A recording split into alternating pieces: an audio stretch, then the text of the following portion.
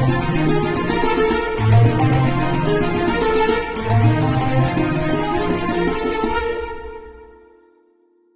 and welcome to PGurus channel. I'm your host Sree Iyer. Today I have the pleasure of a new guest, Mary Suresh Iyer. Mary, namaskaram and welcome to PGurus channel. Namaskaram, namaskaram. I'm glad that you have me here. So some of you may know Mary Suresh Iyer. She's a blogger. She is a television. I won't say television. I'm for sure I've seen her on online. She's a mother of two children. And she is a Sanatani. She's based in the United States. And a little bit more about her. We're going to have a guest host who's going to be conversing with her. Who but Dr. Anush Solomon Joy, whom you have already met before. Dr. Anush Solomon Joy, namaskaram and welcome to PGurus channel. Namaskaram, my pleasure. So in this particular hangout, I'm going to kind of take a bit of a backseat role and let Dr. Joy and Mary Suresh Iyer have the conversation. And I might come in with a question or two, but over to you, Dr. Anush Solomon Joy. A very warm welcome, Mary, for your presence in this platform of PGurus. Oh, it's my pleasure. It's my pleasure. I'm glad to be here. And I think it's my privilege that I'm here. I know that it's something amazing that the name Iyer is always a game changer in your life. And I know name Mary, right now it resonates with the surname Iyer. And again, you are on a platform began by someone whose name is Iyer. And I'm so glad that I came here on this platform, which is initiated by Sree Iyer. And I'm wondering how you got the surname Iyer, and how can you relate with the name Iyer? Yeah, please. Oh, this is the long story. You know what? I became an Iyer, Mrs. Iyer, let me call that, in the year 1998. Okay, but unfortunately, I have never really appropriated that identity till until 3-4 years ago. Okay, it took me such a long time to even own my husband's name in some sense. Okay, and I told him, I give it to you now after 18 years of marriage. And it just happened when I decided to drop my Christian identity. I wish I'd rather drop Mary than I dropped my last name Amboji. In fact, that is more endearing to me than Mary. But unfortunately, it's my given name, and it's a big hassle to change names. So yeah, that's what it is. But I'm married to a Tamil Iyer, and in the year 1998, and that's how I have the name Mary Suresh Iyer. Suresh is my husband's first name. Was it a love marriage or an arranged marriage? Oh boy, it was a marriage that put the church on fire. So let me put it that way. It was a love marriage, and it was Suresh was my friend's older brother, and it's a very dramatic incident. I lost my friend to an accident, and 6 months later we were married, and I think it's the common loss that brought us together. Wonderful, wonderful. And I'm sure today that relationship resonates so many new avenues before the world, and enabling many to search for the truth. And I'm sure your association with the name Iyer has a bigger significance, whether it is in the personal life or in the public life. And I pray and bless that you will have a wonderful time on this platform of PGurus, began by Sree Iyer too. Thank you. Thank you. Yeah, and I was wondering what made you come to the track of Sanatana Dharma, and what did it attract on your part, because there are many reasons why people follow Sanatana Dharma. Would like to hear from you. Yes, yes. See, I married Suresh, like I said, in the year 1998, and I kept my Christian identity intact as long as I could. And because I really didn't have anything major going on in life for me to appropriate a Hindu identity, because most people think that, oh, she married a Hindu, so automatically, because of the pressure from the husband's family, probably she has appropriated this. But no, that is not the case. My parents-in-law were very generous, and for them, oh, she's a good girl, that's all we care about. And that's the kind of family that I got married into. My brother-in-law, he's my philosopher, guide, friend, but he's somebody who is a very ardent follower of Sri Dayananda Saraswati of Anakate Ashram, Arsha Vidya Gurukulam. But he himself, while guiding us in this marriage and helping us all the way through, he always took a step backward when it came to our religious identities. Nobody ever forced me to take this Hindu identity for a very long time. And also, for me, holding on to Christian identity was almost like holding on to my own family, my parents' side. Okay, because even though I married a Hindu, I was I was so integral. I was such an integral part of my parents' family, my brothers, their issues, their marriages.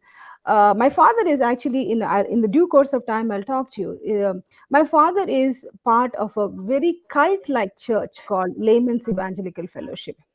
So when I got married, there was more pressure from the church than from anybody else to dissociate my. I mean, they put pressure on my dad to cut me off from the marriage, cut me off from the family, my parents' family, my brothers, and things like that. I should take a bow to my mother. She is the one who didn't let that happen. And at that point, she said, if you're trying to do this, I'd rather leave the marriage and go than not allow my daughter back into the house. So, with due respect to what she has done, I've held on to the family as long as I could, in the sense that I didn't want my marriage to be a disadvantage to my brothers. Because you know how Christian circles are. Oh, the sister got married to a Hindu, so uh, somehow my brothers get disqualified from finding good girls. And at the same time, the only church that we knew of is the church that my father was part of. So it was highly impossible to get out of that trap that we were in. And so when the time came, I had to take the lead role in getting my brothers married off.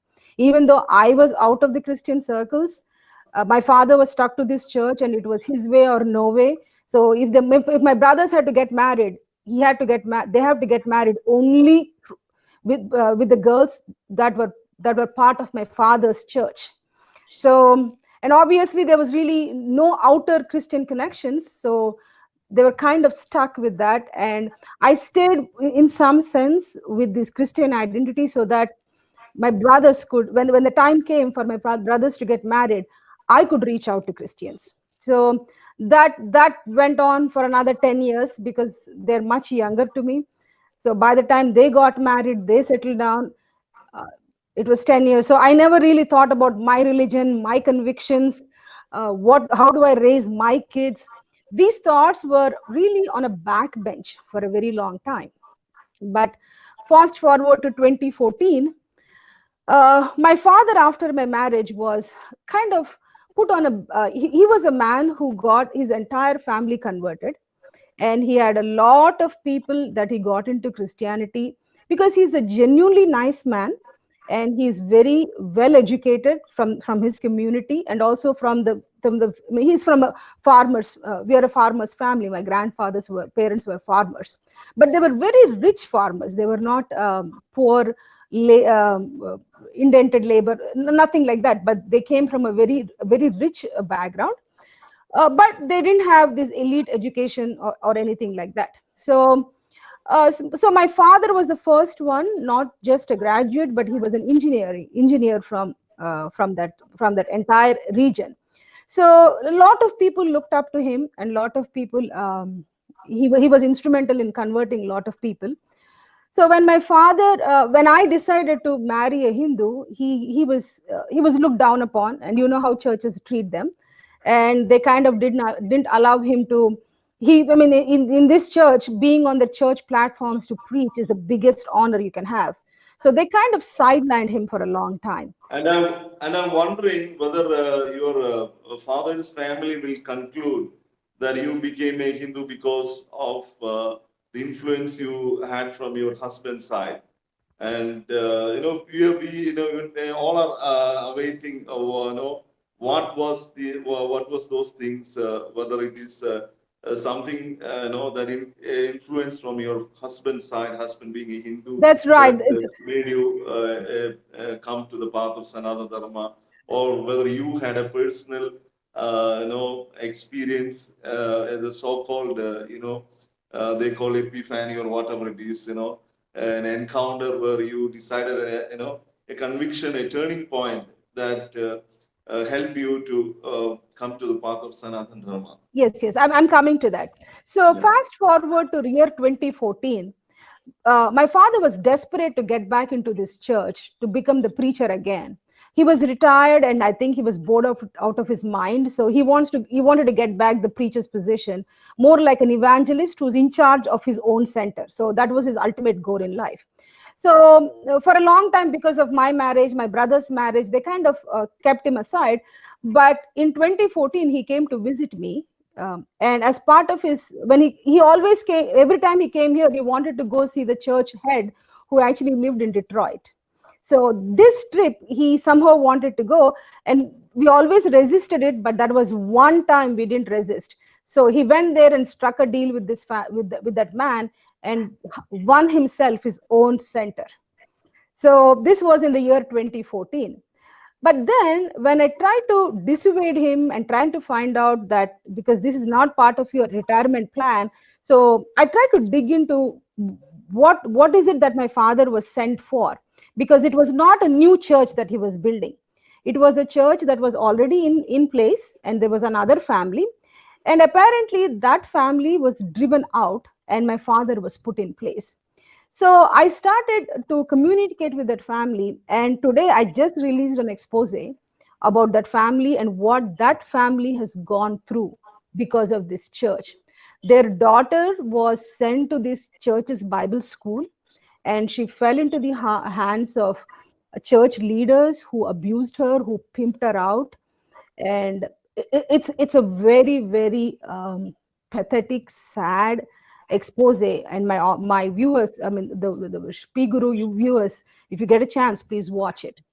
And as a fight, then I decided that I'm done with this family affiliations. I need to fight for the right thing, and I could not do it with this Christian identity anymore. Something in me woke up, and it was my own family in some sense that I was fighting, as part of helping this girl getting rescued from the church, pretty much. And that led me to completely disown my Christian identity, which was really, it's not that I was a Christian going to church praying, nothing, but I never showed my Hindu identity. Even though culturally I took to Hinduism, I never showed it in a public way, in an open way.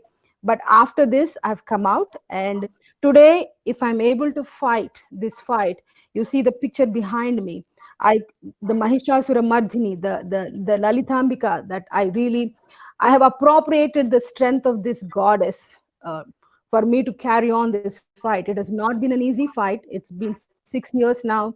I have made more enemies than friends in the Christian world, because as long as I fought the church, my folks were with me, my brothers, my mother.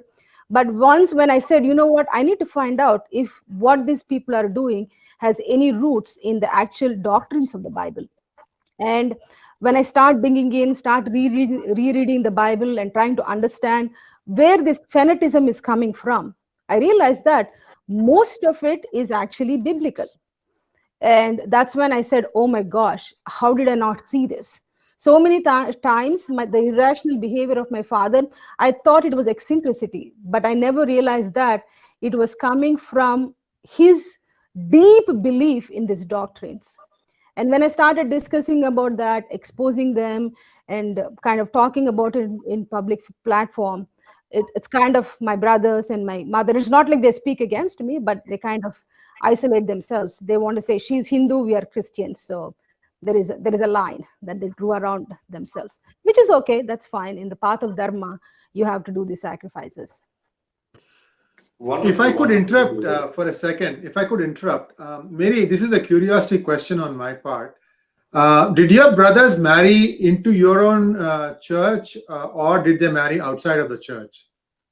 Outside of the church, but Christian girls. I see, I see. Dr. Joy, please continue. I'm sorry for my interruption. Good, good. No, in Yeah. fact, that's a good question. Let me follow up with this. For my father, my marrying a Hindu was bad, but he said marrying somebody outside this church is not any different than you marrying a Hindu.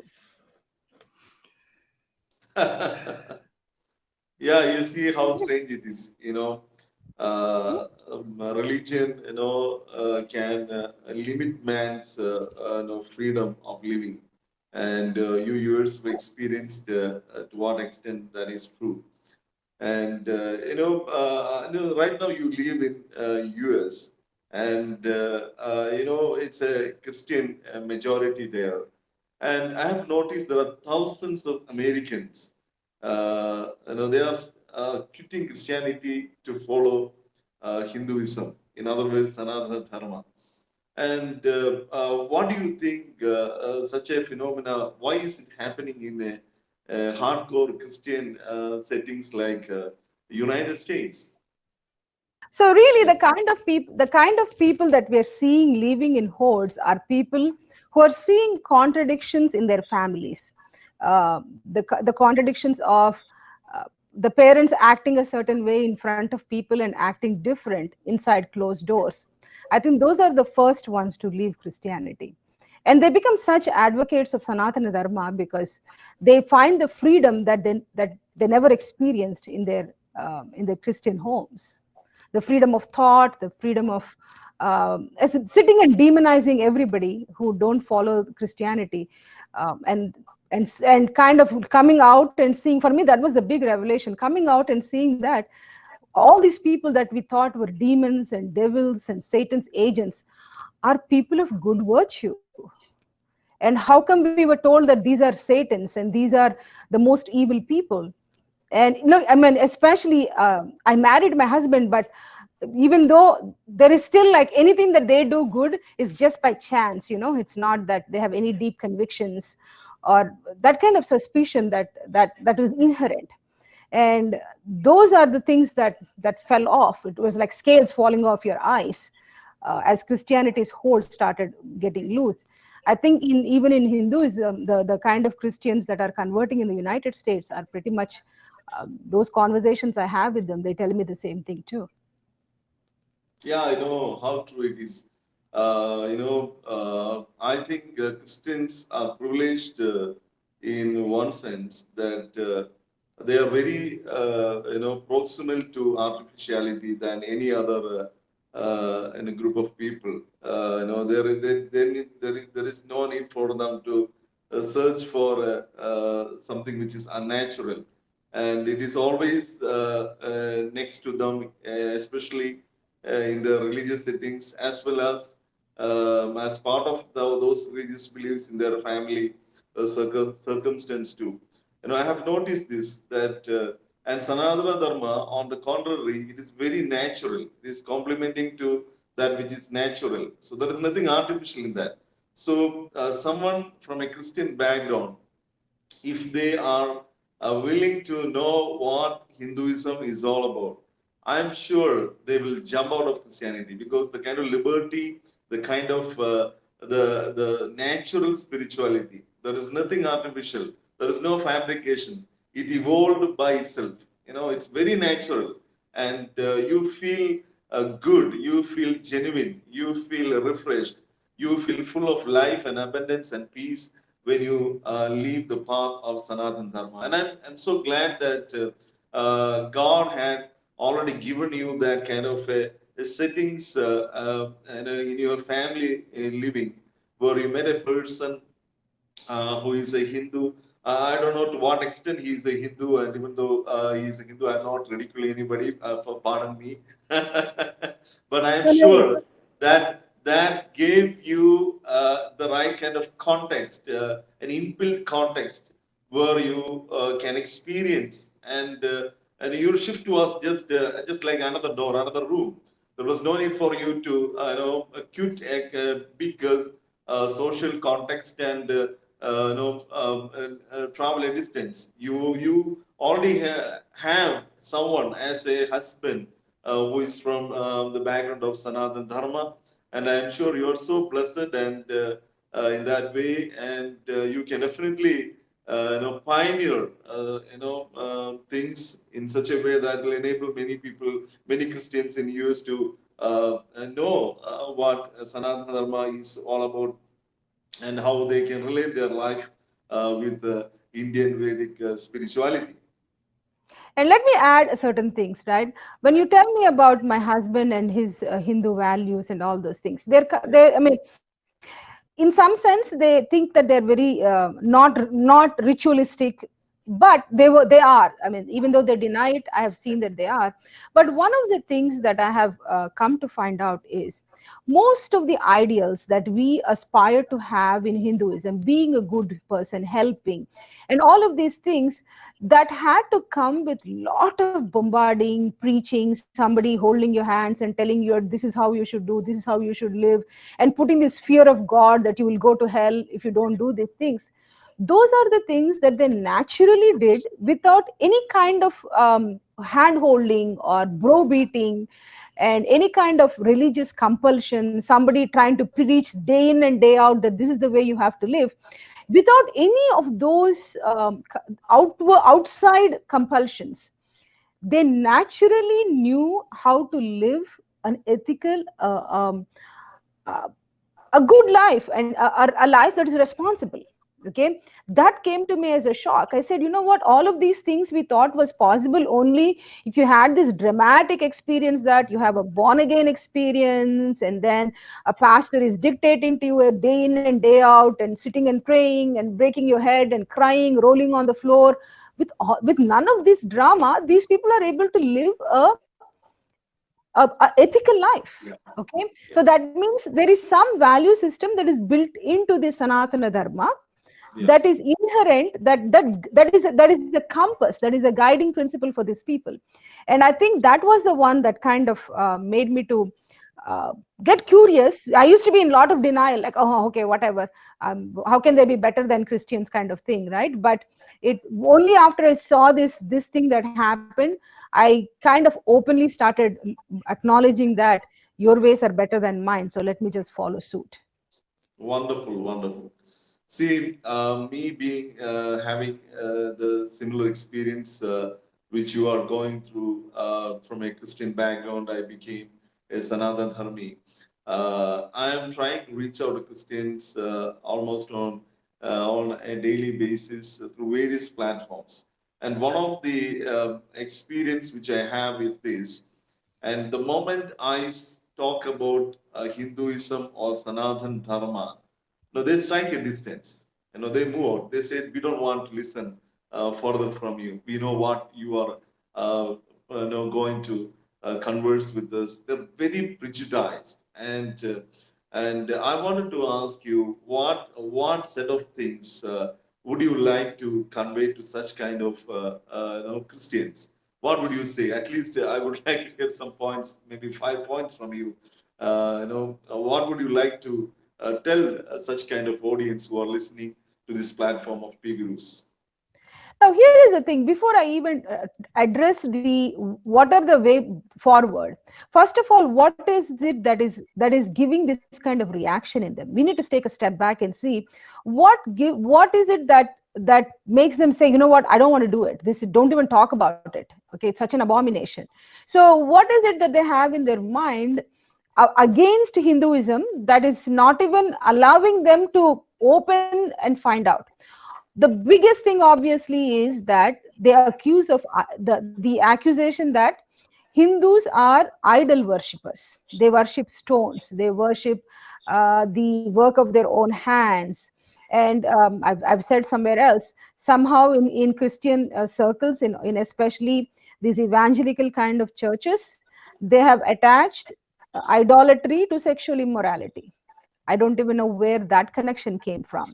So whenever you're saying I'm a Hindu, the first thing they assume is that you're looking for a life of, they accuse me like that. You're incapable of living a holy life. That's why you need a way out. And that's why today you choose Hinduism.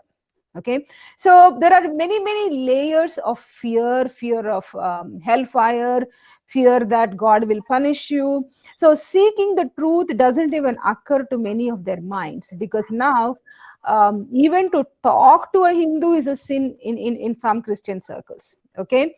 So it is a conditioned fear. Christian pastors have driven this fear in their minds. And things like, once you get converted, they kind of isolate you from your Hindu families, Hindu friends, anything like that. And in the church that I grew up, before every major Hindu festival, they would have fasting prayers saying that the devil is going to be very active now and you need to protect yourself, these kinds of things. So these kinds of creating an atmosphere of doubt, fear. And then of course this other thing of uh, how Hindus are trying to get you kind of thing, right? This victim mentality that the Christians develop inside, saying that they're all there to get you, they're going to persecute you, we are the light of the world, and they're trying to shun our light, we are the salt to the world. These kinds of narratives are the ones that keep these Hindus, even though they're going, I mean, here is the thing, inside these churches they have abuse of the worst kind. Okay, even while the abuse is going on, these are the people, some of these people, they say that we had caste oppressions, we had this oppressions, we had class oppressions, that's why we came and joined Christianity. But they experience 10 times more oppression in the Christian circles. But then they justify saying that we are now partakers in the suffering of the Lord. Okay, the IRG must be just wondering what the heck we are talking. But this, this is the language that is mind blowing to most of my Hindu viewers who are watching this. But that is the kind of brainwashing, brain conditioning, whatever you want, is going to is happening in the Christian churches. Okay, they live in a completely different world. They're at a whole different wavelength. In some churches they're not allowed to watch TVs, they're not allowed to read books, they're not allowed to I mean, in the church that my father is part of, till few months ago, they couldn't even get on Facebook and YouTube. All of these are prohibited lists. So, and then you have to keep reading and reading and reading the same books that the Christians have authored. Okay, so this kind of fear of the outside world is what creates this repulsion to anything that is not Christian. Dr. Jai, if I could interrupt for a very quick question for Mary. Has there been a change in the way the church has been addressing its people who come there? Meaning, like, is this something that is a recent phenomenon, or has it been like this for many years? Meaning, the idolatry worship, denigrating Hindu God because are made by human hands and things. This fear or this kind of a thing, is it something recent, or has it been there for a long time? Oh, this has been as long as we have remembered. I see. See, not only that, even when BJP and RSS, especially BJP, was such a tiny thing, one of the things that they, I mean, I'm telling you about 1970s, when I was 5, 6, 7 years, maybe 10 years old. Okay, even at that time, they would say, please pray that BJP people don't come into power. Like, they were praying from 1970s. That BJP should not come into power. I mean, I'm telling you, they knew that they exactly knew what kind of political party or political power can bust them. So they have already created today. If you take a typical Christian, they hate Modi, they hate BJP for no particular reason. Okay, so all of this is part of their conditioning that has come for a very long time. They have created political affiliations with communist governments and left governments. Oh, this is a the big. They have planned for when the BJP comes to power. How do we combat it? They have planned it for 50 years. Sir, please continue. This is very true. There is, a big amount of, intellectual stuff, created in the Christian circle for manipulating the mind of the masses, Christian masses, against the truth, against Sanatana Dharma. And were they distance away, and the moment they hear about Hinduism or Sanatana Dharma or in Vedic spirituality, they say that we know who you are and we don't want to listen. And even listening is a sin, for many Christians. So, when people ask me, especially Christians ask me, what made you, come out of Christianity? I tell them something like this, which at times put them into shock, because I tell this snippet so that they will not slip away with more conversation. One sentence I give them. I got convinced that hell is assured in Christianity. Then, oh really? Then because they are there for heaven, and I tell them very clearly, yes. If you are looking for heaven, it is not heaven, it is hell. After this lifetime, hell is awaiting you. It's 100% I guarantee you that if you are a Christian, you are after death, you will open your eyes inside the burning hell, and 100% I assure you. Then they will start listening to me, and that's the snippet I use, and that is the truth. And if any Christian listening to this platform at this moment with us, let me assure you one thing. If you're a Christian, burning hell, the very hell which you have explained and entertained for your own purpose in the Bible is awaiting you. It is a reality. Even the Vedic text very clearly talks about hell. Hell is a reality, and it is awaiting you because of your karma.